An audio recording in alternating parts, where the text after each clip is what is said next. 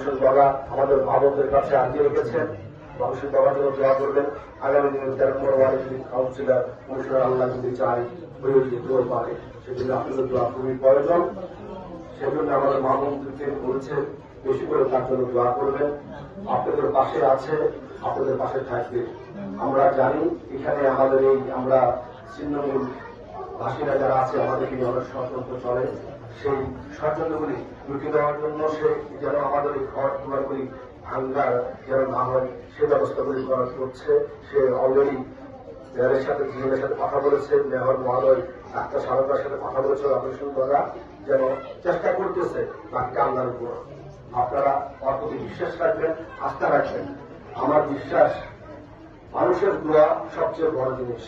আমরা যদি সবাই মিলেমিশে একটি মানুষকে ভালোবেসে একটি জায়গায় আনতে পারি তাহলে আমরা কোনো কিছু পেতে পারি।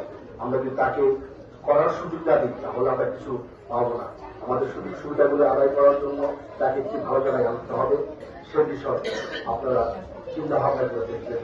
আমাদের সবাই মনুষ্য আছে, মন আছে, চিন্তা ভাবনা করার জন্য সুন্দর একটি আল্লাহ বেরিয়ে দিয়েছে। সবাইকে আসসালামু আলাইকুম রহমতুল্লাহ। অপারেশন করার জন্য সবাই দোয়া করবেন, বেগম খালেদা জিয়ার জন্য সবাই দোয়া করবেন। আসসালামু আলাইকুম।